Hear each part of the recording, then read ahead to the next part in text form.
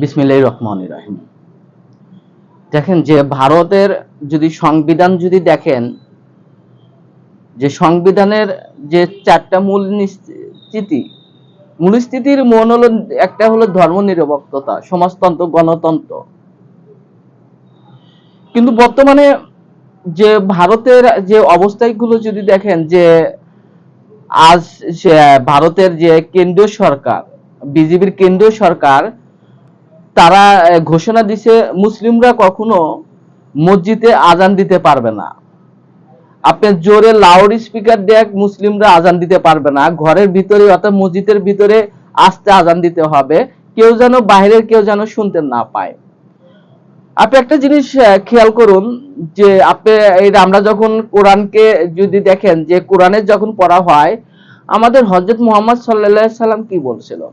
মুহাম্মদ সাল্লাল্লাহু আলাইহি সাল্লামকে আমরা শ্রেষ্ঠ নবী কেন বলি? আপনি একটা ভাবুন যে হযরত মুহাম্মদ সাল্লাল্লাহু আলাইহি সাল্লামের যখন সময় ছিল তখন এক সময় এই পৃথিবীতে মুসলিমরা কখনোই নামাজ পড়তে পারে নাই বা মুসলিমদেরকে আজান দিতে পারে নাই।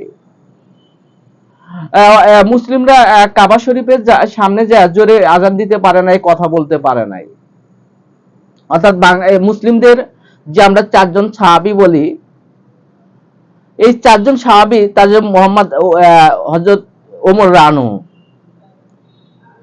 রাহানু প্রথম তার ক্ষমতা বলে এবং সেইকল প্রথম আপনার আজানের ব্যবস্থা করছে যে আমরা এই পৃথিবীতে এবং মসজিদের সামনে আজান দেব, আপনারা পারলে আসুন ঠেকান। দেখেন এই যে যখন এটা ছিল 560 খ্রিস্টাব্দে, কিন্তু বর্তমানে 2026 সালে আইসাও আপনার এই যে ভারতের মতন একটা গণতান্ত্রিক প্রগতিশীল সমাজতান্ত্রিক দেশে মুসলিমদেরকে আজান দিতে দিচ্ছে না এবং মুসলিমদেরকে নামাজ পড়তে বাধা দিতেছে। এই যে ভারতে যে বাক স্বাধীনতা ধ্বংস হচ্ছে, ভারতে যে আপনার সাধারণ নাগরিকদের মানবাধিকার লঙ্ঘন হচ্ছে, এটা এখন বিশ্বকল নীরব, বিশ্বকল এখন দেখবে না।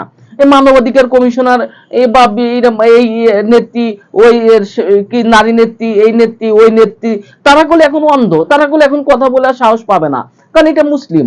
এখন যদি ভারতে যদি মুসলিম যদি বাংলাদেশে কোনো মুসলিম এটা করতো, তাহলে দেখেন বাংলাদেশের নারীবাদী এই প্রগতিশীল ওই প্রগতিশীল, দেখতেন যে তারা কিভাবে লাফালাফি করতো। এই বাংলাদেশ কি আফগানিস্তান হয়ে গেছে, পাকিস্তান হয়ে গেছে, জঙ্গি হয়ে গেছে। কিন্তু বাংলাদেশে ভারতে যখন মুসলিমদের নামাজ পড়তে দিচ্ছে না, তখন তারা কি জঙ্গি না, তারা কি উগ্রবাদী না?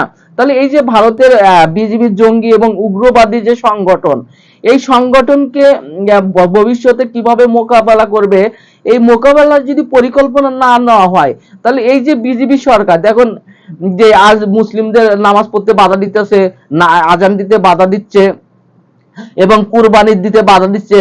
এই যে তারা প্রত্যেকটা মানবাধিকার, একটা নাগরিকের যে মৌলিক অধিকার, নাগরিক অধিকার, এ ভাব সংসরণ, প্রত্যেকটাই ভারত বাধা দিচ্ছে।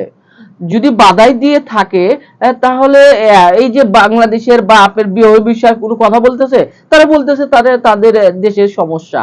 কিন্তু অন্য দেশে যদি একজন হিন্দুর বা কোনো হয়, সারা ভারত বিরা আন্দোলন করা হয়। দেখেন এই যে ভারতের যে উগ্রবাদী এবং সন্ত্রাসী জঙ্গিরা ক্ষমতায়, এই যে জঙ্গি ভারতের যে বিজেপি জঙ্গিরা, এই জঙ্গিরা কিভাবে মুসলিম রাষ্ট্রগুলোকে আপনার অশান্তি সৃষ্টি করতে পারে, এই ভারতের আরএসএস এরাকল জঙ্গি। আপনার ইন্টারন্যাশনাল মিডিয়াগুলোতে যদি দেখেন, বা যেমন আমেরিকার গোয়েন্দা সংস্থা আইএসএস যে রিপোর্ট তৈরি করছে, এই রিপোর্টে কি দেখা যাচ্ছে যে ভারতের যে এই যে বিজেপি আরএস, এরা হলো একটা জঙ্গি সংগঠন। এরা কোন বাস্তব ধর্মীয় বা ধর্মীয় সংগঠন না, এরা হলো জঙ্গি সংগঠন। এই জঙ্গি সংগঠনের কাজই হলো মুসলিমদেরকে হত্যা করা। খালি মুসলিম না, বৌদ্ধ, খ্রিস্টান, প্রত্যেকটা নাগরিকদের যে বাক স্বাধীনতা তাদেরকে ধ্বংস করা, তাদেরকে হিন্দুবাদী কায়েম করা। এই জঙ্গি সংগঠন আরএসএস কে যদি থামানো না যায়, তাহলে ভবিষ্যতে মুসলিমরা কখনোই দাঁড়াতে পারবে না। আপনার জঙ্গি সংগঠন আরএস কে এবং বিজেপি কে যদি আপনার তাদের বিরুদ্ধে যদি লড়াই না করা যায়, একসময় মুসলিমদেরকে, বাংলাদেশের মুসলিমদেরকে আজকে গলা টিপে ধরবে।